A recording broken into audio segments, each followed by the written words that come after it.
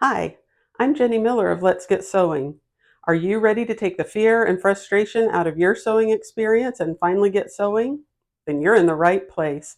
Be sure to click subscribe so you don't miss any of my tips and tutorials. And check out the caption too. There's a link to my website where you can find out more about my course, Conquer Your Sewing Machine, and future courses that I have coming. And now, let's get sewing.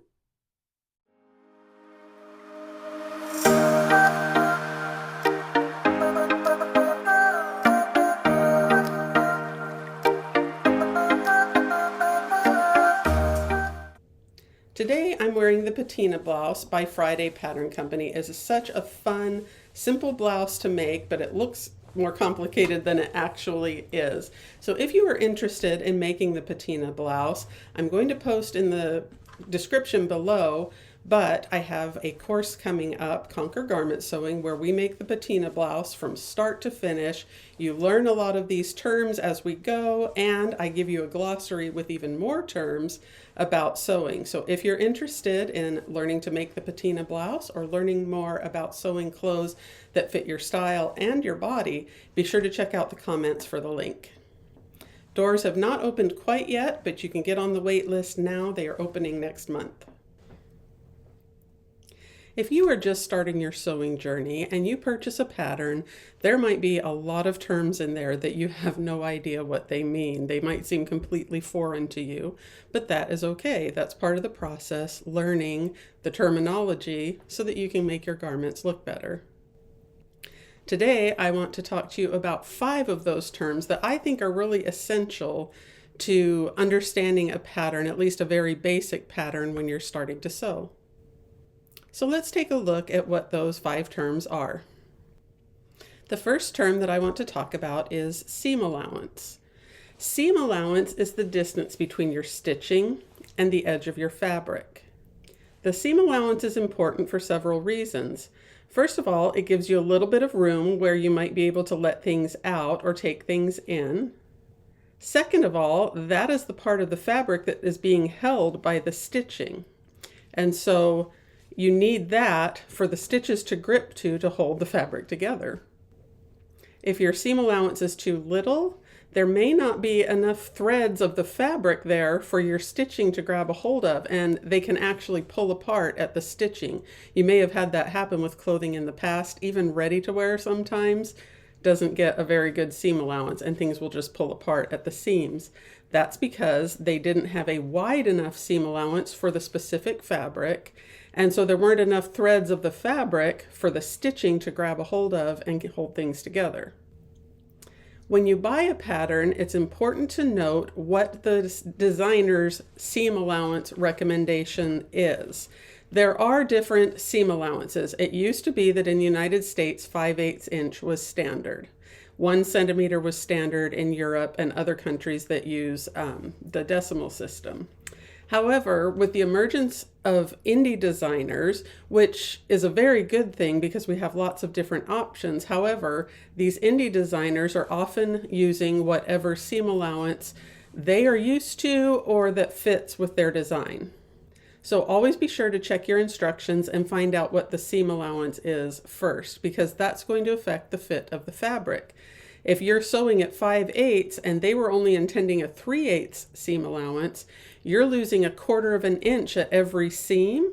And around your garment, that's like losing 1/2 to an inch of fabric in your circumference, making things tighter than they should have been. So this is a 5/8 inch seam allowance right here. From this edge to my stitching is 5/8 of an inch, and you'll see that marking on your needle plate of your machine that you can follow along this edge, and that puts your stitching where you need it to be. The one on this side is a 3/8 inch seam allowance, so you can see the difference between this one and this one, how much tighter it would be if you sewed a 5/8 inch seam allowance when you needed 3/8 of an inch. Those are 2 of the most common seam allowances that you will see in independent designers today. A centimeter is also very common, which is just under 5/8 of an inch. However, if you are a quilter, All of your seam allowances are going to be 1/4 of an inch, which is this very narrow seam allowance here. Quilting, the piecing in the quilts does not take any pulling in this direction, so those seams aren't going to come out. Once they're sewn together, they're quilted down and they can't pull apart. And so that's why you only need 1/4 of an inch seam allowance when you're quilting. Another term that is important to understand is your grain line, or the grain of your fabric. And so I have my little kindergarten project fabric sample here. So let's imagine that with a woven fabric, we have threads going in this direction, and then these threads that weave in and out through the fabric. There is a lengthwise grain and a crosswise grain.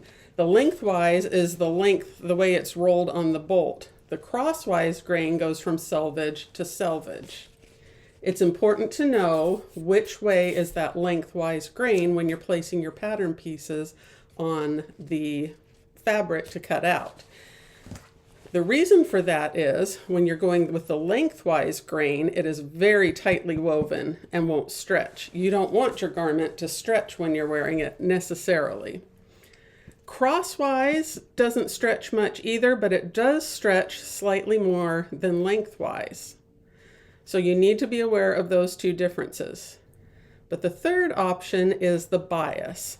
And the bias, get our little sample turned around here, the bias is going at a diagonal across these threads. So in this case, that's going to be right through here at a 45-degree angle. Now look how much the fabric stretches when you stretch it on the bias. So if your pattern is not straight on the grain, then your piece of the piece of the garment is not going to be straight either, and you're going to get stretch. That is going to affect the fit of your garment. That's going to affect how the garment hangs on your body. But there are certain patterns and designs where you want it on the bias so that you get the stretch and the drape that you need. So you need to be aware of which one you need when you're reading your pattern instructions. The third term that I want to talk to you about are your notches. When you're cutting out a pattern, and this is my little half scale pattern here, you will see little V's or little lines like this in the pattern. They'll be right along the edge when you cut out the pattern. These notches are meant to be matched to another piece of fabric. So for instance, this is where the sleeve would go. Your sleeve piece would have a corresponding notch in it as well. And when you sew the sleeve to the bodice, you're going to match those two notches together. That assures that everything fits into place and works the way that it's supposed to. So let me show you that.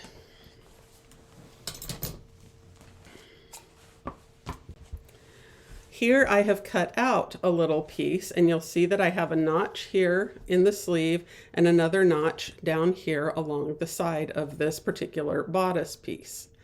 I go ahead and cut out my entire pattern just like this, kind of ignoring the notches when I'm cutting out.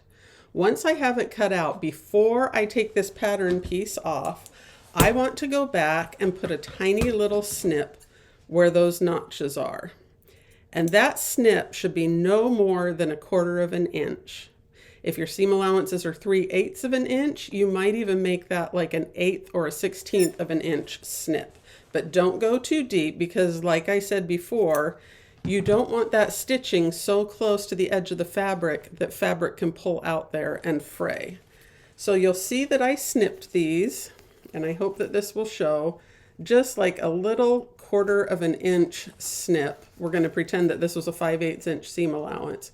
Just this little 1/4 of an inch snip right in here. And then when I would sew the other piece to it, I would match those snips together to be sure that everything is going to fit together.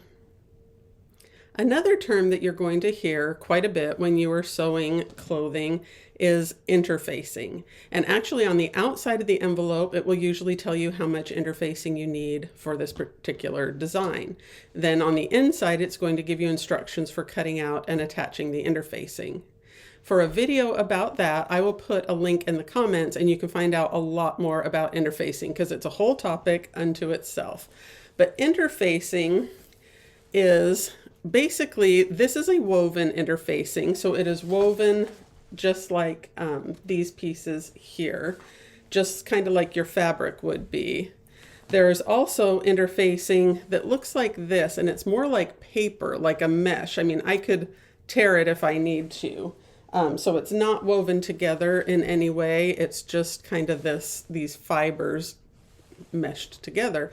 But it provides enough support that when you put it inside something like a collar or the front of this blouse, it just reinforces the fabric, makes it a little bit thicker and a little bit stronger so that those areas don't stretch. Because your neckline, the front of your blouse, your cuffs get a lot of stretching, and over time the fabric could stretch out or it starts to wrinkle up if it's too soft, and so the interfacing prevents it from doing that.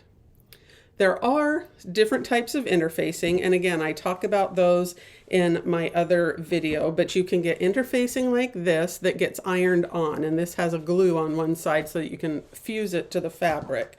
There's also sew-in interfacing, which I don't use very often, but does have its purpose in garment design. So make sure you watch the other video. I'll put the link in the comments. The last term that I want to talk about today is a basting stitch. Usually at some point when assembling some garments, they will have you baste some parts together before you actually sew them. So what does that mean? No, it does not mean that we take turkey broth and put it over our fabric. We're not basting a turkey or a chicken here.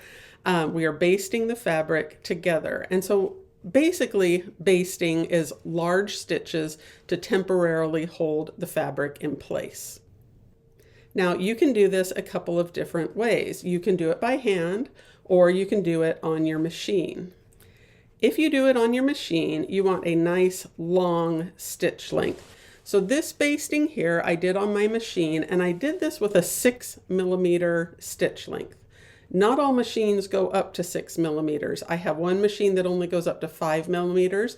That works pretty well for a basting. And my third machine only goes up to 4.5mm. That's not long enough for a basting stitch. So if your machine does not do a very long basting stitch, you can baste by hand. Make sure I get all my other threads out of here. So right here, I've basted by hand. And all I did was took a needle and ran it through there with these long stitches. Just enough to hold the fabric in place. But the purpose of the basting stitch is once you have it held in place and you've sewn everything together, your basting stitch comes out pretty easily. There, I've pulled that one out just like that. That was my hand basting. Then your machine basting is going to pull out pretty easily just as well, and everything will come apart. So that is why you want a 5 or 6mm stitch on your sewing machine.